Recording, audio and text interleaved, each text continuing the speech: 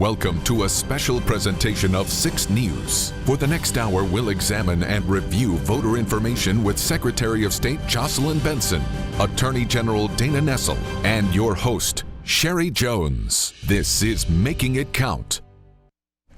Good evening, everyone, and thank you so much for joining us. I'm Sheri Jones, and this is Making It Count, a voter information town hall.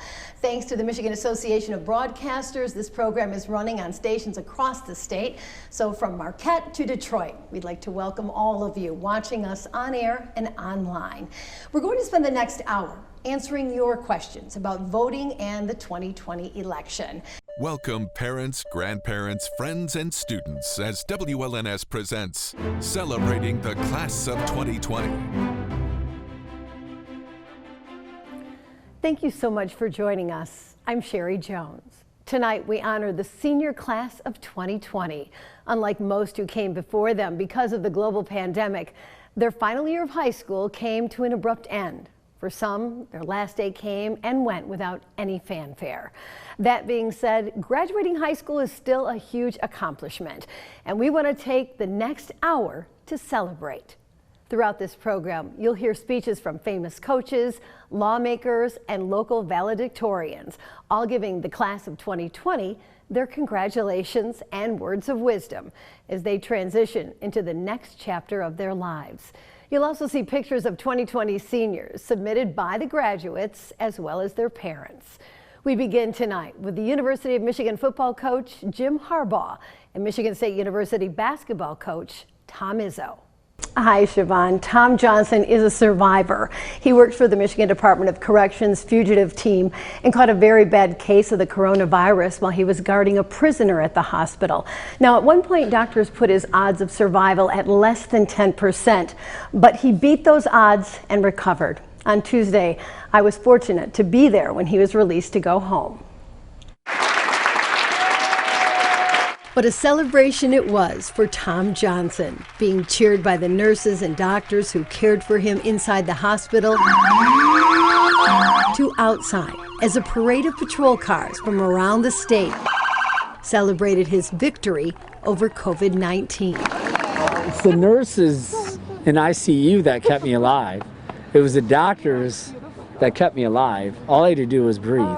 Tom was on a ventilator for weeks, and it took every ounce of energy he had just to breathe. Live from the studios of Wood TV in Grand Rapids and WLNS TV in Lansing. Good evening. Thank you for joining us for this special television and online event. I'm political reporter Rick Alvin, live from the Wood TDH studios in Grand Rapids. And I'm Sheri Jones, news anchor at WLNS TV 6 in Lansing. We know that Michigan, like so many other places around the country, is facing hardships like we've never seen before. We're battling a once-in-a-lifetime pandemic, the deadly coronavirus. It's claimed the lives of thousands of Michiganders. Our state has also been the scene of violent rioting from Grand Rapids to Lansing to Detroit and communities in between. Protests escalating in the wake of the death of a black man at the hands of police and a 500-year flood event. Entire communities left submerged after catastrophic failures at dams in mid-Michigan. Tonight, the focus is on moving forward. 6 News presents the 8th Congressional District Debate. Here's tonight's moderator, Sheri Jones. Good evening and welcome to the first debate between the candidates for Michigan's 8th Congressional District.